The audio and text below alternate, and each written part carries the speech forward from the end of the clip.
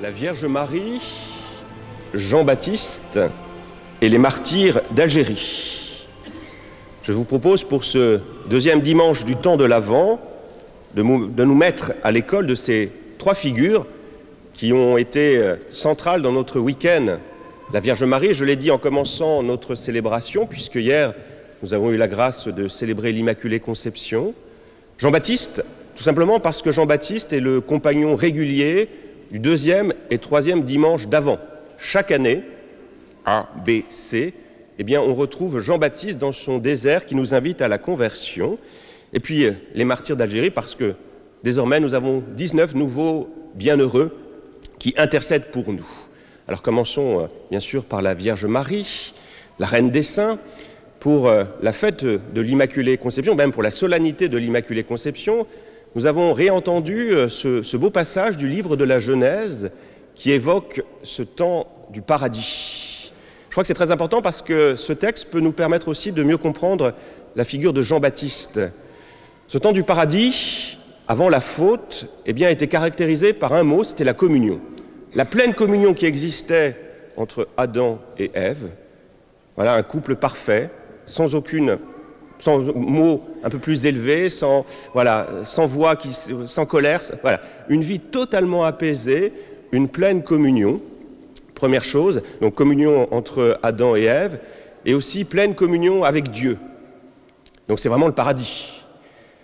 On est d'accord? Imaginez une fratrie où il n'y a jamais de cris, où les repas sont silencieux. Ça fait rêver. Eh bien voilà, ça c'est le temps du paradis. Malheureusement, il y a eu quoi? Il y a eu cette faute originelle qui est venue mettre du grain de sable dans ce magnifique rouage qui avait été prévu par Dieu. Voilà, Dieu lui-même est surpris. Rappelez-vous, c'était le texte qu'on avait entendu. Une fois que Adam et Ève ont fait la faute, qu'est-ce qu'ils font? Anna, ça fait longtemps que je ne t'avais pas interrogé, Anna. Et comme tu aimes bien que je t'interroge, une fois que Adam et Ève ont fait une bêtise, qu'est-ce qu'ils font? Généralement, quand il y a des enfants, j'ai remarqué au presbytère, quand il y a beaucoup d'enfants qui jouent au foot, quand ils cassent quelque chose, eh bien tout d'un coup, c'est très calme. C'est très calme, ils disparaissent progressivement, on ne les voit plus. Est-ce que c'est un peu vrai? Quand on fait une bêtise, on se cache. Ah ben voilà, Anna confirme. Eh bien, c'est ce que fait Adam et Ève. Ils ont fait une bêtise, ils se cachent. Alors Dieu se met à leur recherche, parce que lui, Dieu, il ne comprend pas. Dieu n'avait pas envisagé la possibilité de l'erreur, la possibilité de la faute au départ. Il n'y a pas l'idée de mal en Dieu, c'est ce que dit saint Thomas. Donc il est tout surpris. Donc voilà, cette rupture de communion fait que la relation entre Adam, Ève et Dieu, cette communion parfaite qui existait autrefois, elle n'est plus là. Et de fait, on n'a plus cette communion parfaite avec Dieu, hein. On ne sent pas toujours sa présence. Parfois, on a même peur de lui.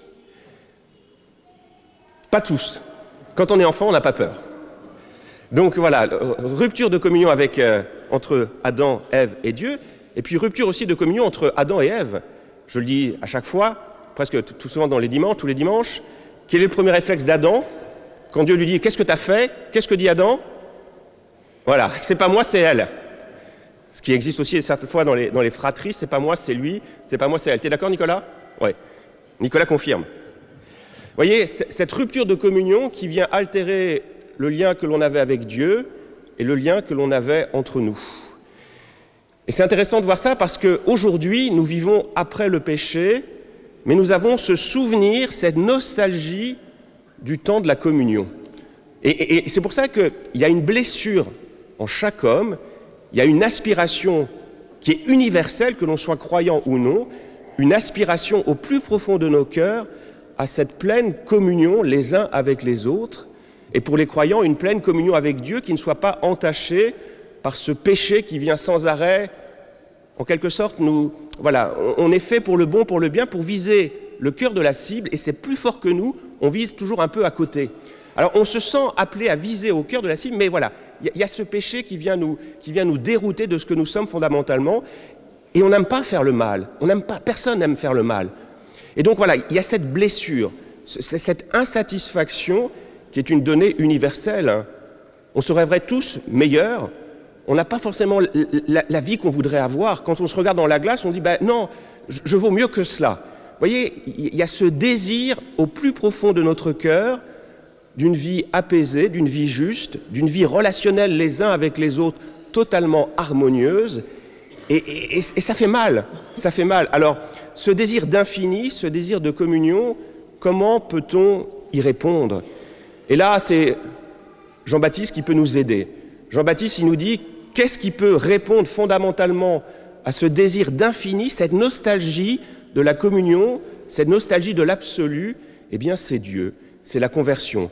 C'est faire quitter un peu ce monde plein d'actions, plein d'effervescence, pour aller au désert et se mettre à l'écoute de ce Dieu qui parle en nous, sans bruit de nous. Vous voyez, c'est cette conviction qu'a Jean-Baptiste, ce désir d'absolu, ce désir de Dieu, ce désir d'infini, eh bien, il n'y a que Dieu lui-même qui peut y répondre. Et c'est ça qui est compliqué. C'est ça qui est compliqué parce que, encore aujourd'hui, moi je crois fondamentalement qu'il n'y a que Dieu. On a besoin d'un sauveur. On ne peut pas se sauver par ses propres forces. On a besoin d'un sauveur. Et ce sauveur, c'est Jésus. Il va être là, dans l'enfant de la crèche. Il n'y a que Dieu qui peut répondre à ce désir d'infini. Mais quel est le problème? C'est que la notion d'infini peut s'entendre de deux manières. Si je vous demandais de définir l'infini, Anna, pour toi, c'est quoi l'infini? Nicolas, Thibault, qu'est-ce que c'est que l'infini? Il y a deux manières d'envisager l'infini. Il y a un mauvais infini. Le mauvais infini, c'est par exemple celui de la chaîne des nombres qui s'arrête nulle part. Est-ce que tu es capable de compter jusqu'à l'infini? Vous voyez, non, ça nous mène nulle part, ça nous mène à toujours plus loin. Et vous savez, et puis il y a un autre infini, c'est quoi? C'est ce désir d'absolu qui est Dieu. Ouais, un mauvais infini qui ne conduit nulle part, qui n'a pas de fin, et un bon infini qui est celui de Dieu. Et là, le serpent, il a repéré que dans notre cœur, on avait ce désir d'absolu, ce désir d'infini. Que fait le serpent généralement? Il est celui qui nous trompe. Et il va nous dire que finalement, notre désir d'absolu, notre désir d'infini, eh bien, on va pouvoir y répondre par ce désir de la consommation effrénée qui ne s'arrête jamais. Toujours plus consommer. Vous voyez, il y a une analogie pour moi entre ce mauvais infini et ce désir de consommation qui nous fait croire que notre satisfaction, notre réalisation va passer dans la consommation de toujours plus d'objets marchands. Et c'est ça qui est terrible. Et je pense que certainement le mal-être que nous vivons aujourd'hui vient, et c'est une banalité que de le dire, j'en ai bien conscience, mais vient de cela, de cette erreur du diable, du père du mensonge qui travestit la vérité pour nous dire que la vraie joie se trouve dans la multiplication des achats. Et j'en ai eu je réfléchissais à cela il y a quelques semaines avec le Black Friday. Il y a quelque chose d'intéressant sur ce Black Friday, ce qui se passe aux États-Unis, qui arrive aujourd'hui en France. Vous savez que le Black Friday intervient quand? C'est au lendemain d'une grande fête pour les États-Unis qui s'appelle Thanksgiving. Thanksgiving, au départ, c'était une fête religieuse. Avant même que ça soit la célébration de l'arrivée des premiers colons aux États-Unis, c'était une fête pour célébrer les moissons, pour dire merci au Seigneur pour sa bonté, pour tous les dons qu'il fait. Après, on a dit merci au Seigneur pour le don de cette terre aux États-Unis. Donc une fête au départ qui était profondément religieuse, où on se réunissait avec Dieu et avec ses frères, avec en famille. Et puis là, certainement le tentateur, le diable est venu, a dit on va enlever Dieu de l'équation. C'est devenu une fête laïque. Une fête sans Dieu. Néanmoins, c'était quand même une belle fête parce que les Américains, en famille, se retrouvaient pour être ensemble, pour passer un beau moment. Quel est le repas célèbre à Thanksgiving pour les Américains? C'est la dinde, bien sûr. Et là, le dieu Mammon a dit, c'est bon, j'ai écarté Dieu. Maintenant, je vais m'attaquer à cette famille, à ces familles qui se rassemblent. Comment? Eh bien, par ce mauvais infini, par la consommation. Donc le Black Friday, c'est le lendemain de Thanksgiving. On est d'accord? Donc le problème, c'est que le lendemain, le vendredi, ça commence quand? Allez-y, ça commence quand vendredi? Ça commence à minuit. Et donc, vous savez que la différence avec le Black Friday aux États-Unis et en France, c'est que le Black Friday aux États-Unis, c'est pas par Internet, c'est les boutiques. Donc les boutiques, ils sont ouvertes. Et pour pas perdre du commerce, on ouvre les boutiques à quelle heure? À minuit. Donc je regardais un reportage à la télévision qui montrait que maintenant, beaucoup de familles, on se presse pour manger, pour aller ensuite se battre, pour entrer dans les magasins, où on va s'écharper pour acheter le dernier téléviseur. Voilà. Vous voyez comment là encore le dieu Mammon est venu faire exploser, d'abord avait retiré de l'équation Dieu, pour ensuite faire exploser en quelque sorte les familles, pour leur dire que non, la famille c'est pas important, l'important, vous allez trouver votre joie. C'est vrai que souvent dans les repas de famille, ça finit parfois par des cris. Eh bien voilà, non, c'est pas ça. Vous allez trouver votre bonheur dans la consommation, consommer, acheter. Et on voit il y avait des reportages à la télévision, hein, on voit comment les foules se battent pour acheter un téléviseur. Je l'ai souvent évoqué, hein, comment la religion du dieu Mammon s'empare du vocabulaire religieux pour le faire dérouter de son juste chemin, pour nous conduire sur le chemin de la consommation. Je l'ai souvent dit, je vais le redire une nouvelle fois, tout le vocabulaire apocalyptique, dernier jour avant la fin, ça vous évoque quoi? Tout doit disparaître, liquidation totale, c'est le vocabulaire apocalyptique. Hein. Quand vous entendez ça, vous devriez vous dire, je me précipite à Saint-Sauveur pour me confesser. Est-ce que vous faites ça? Ben non. Vous allez dire, mince, je vais rater Et voilà. Et nous, chrétiens, on est même contaminés par ça. Moi-même, je dois confesser que j'ai acheté des choses sur Black Friday. Et en plus, le pire, c'est que je les ai achetées sur Amazon. J'entends des ouf, vous avez raison. Vous voyez comment Et puis, aux États-Unis, hein, si vous n'avez pas dépensé tout votre argent dans les boutiques, j'ai vu qu'il y avait le Cyber Monday. Le Cyber Monday, c'est le lundi, et là, c'est par Internet. Donc, au total, vous n'avez vraiment plus d'argent. Vous voyez comment le dieu Mammon vient nous dérouter. Et même encore aujourd'hui, le calendrier de l'Avent, jusqu'à présent, ça restait quelque chose qui était très chrétien. Et bien de nouveau, là, je vois encore de la publicité pour les calendriers de l'Avent, où derrière chaque journée, il y a une bouteille de bière, par exemple, ou des produits de beauté. On en fait encore quelque chose de commercial. Vous voyez, c'est terrible. Hein, et le pauvre Jean-Baptiste avait raison de crier « Allez au désert !» Il y a des choses plus importantes. Ayez une vie plus sobre, une vie plus simple, parce que le mauvais infini, il est sans fin. C'est comme d'ailleurs l'infini de la richesse. Voilà, c'est tout le discours social de l'Église qui nous dit ce piège de l'argent, on n'en a jamais suffisamment. Et quand on voit l'écart entre ceux qui ont beaucoup d'argent et ceux qui n'en ont pas beaucoup, eh bien cet écart ne cesse de s'accroître. Voilà, il y a quelque chose de l'ordre du mauvais infini qui nous fait dire que si on veut fonder notre vie sur le bonheur matériel, la consommation, l'argent, eh bien on n'aura jamais cette satisfaction et on ira toujours plus loin, toujours plus loin, toujours plus loin, en étant toujours plus malheureux. Et ça arrive, et qu'est-ce qui se passe? Il se passe ce qui s'est passé hier dans notre pays. Alors pour conclure, je vous propose, et allez, en allant très vite, de regarder du côté des martyrs d'Algérie. Parce qu'eux, ils nous proposent un autre modèle, un autre chemin. La première chose qui m'a marqué, moi, dans le témoignage des martyrs d'Algérie, c'est la gratuité. Quand ils sont en Algérie, ces moines, ces prêtres, ces sœurs, ces religieuses, ils ne sont pas là pour convertir dans une certaine mesure, ils sont juste là pour être présents. Une présence totalement gratuite qui m'évoque la fin du livre d'Isaïe. Vous tous qui avez soif, venez, voici de l'eau, même si vous n'avez pas d'argent, venez acheter et consommer, venez acheter du vin et du lait sans argent, sans rien payer. C'est merveilleux. Hein? La parole de Dieu, c'est gratuit. Bon, on va quand même proposer à la fin de la messe des confitures pour l'Arche, et là, ça sera payant. Mais dans l'Église, c'est gratuit. Venez consommer, c'est gratuit. L'Eucharistie, c'est gratuit. Voilà. Présence gratuite des moines de Tibérine, présence gratuite de Monseigneur Claverie, présence gratuite des sœurs, qui ne cherchent pas à convertir, qui sont là.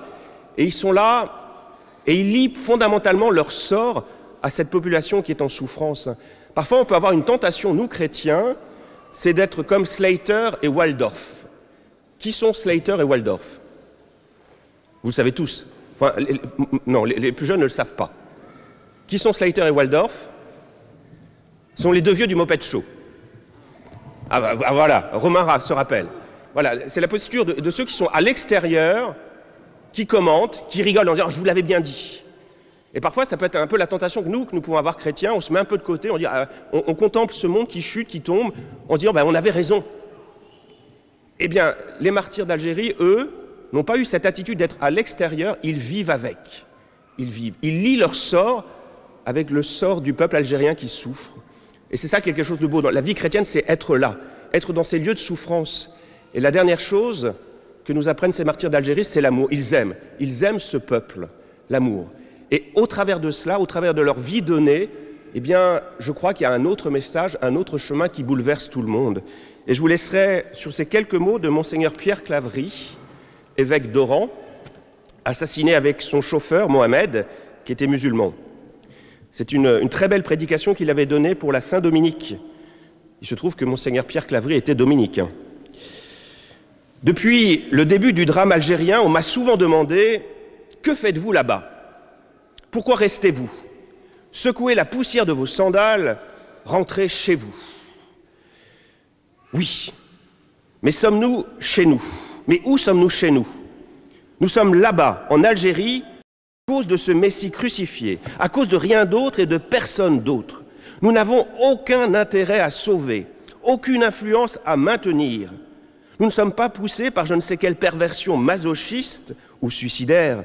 Nous n'avons aucun pouvoir, mais nous sommes là, comme au chevet d'un ami, d'un frère malade, en silence, en lui serrant la main, en lui épongeant le front. À cause de Jésus, parce que c'est lui qui souffre là, dans cette violence qui n'épargne personne, crucifié à nouveau dans la chair de milliers d'innocents. Nous sommes là comme Marie, sa mère et Saint Jean. Nous sommes là au pied de la croix où Jésus meurt, abandonné des siens et raillé par la foule. N'est-il pas essentiel pour le chrétien d'être présent dans les lieux de souffrance, dans les lieux d'abandon? Où serait l'Église de Jésus-Christ, elle-même, corps du Christ, si elle n'était pas là d'abord? Je crois que notre Église meurt de ne pas être assez proche de la croix de son Seigneur. Elle se trompe l'Église et elle trompe le monde lorsqu'elle se situe comme une puissance parmi d'autres, comme une organisation humanitaire ou comme un mouvement évangélique à grand spectacle. Elle peut briller, elle ne brûle pas du feu de l'amour de Dieu, car il s'agit bien ici d'amour, une passion dont Jésus nous a donné le goût et tracé le chemin. Il n'y a pas de plus grand amour que de donner sa vie pour ceux qu'on aime. Amen.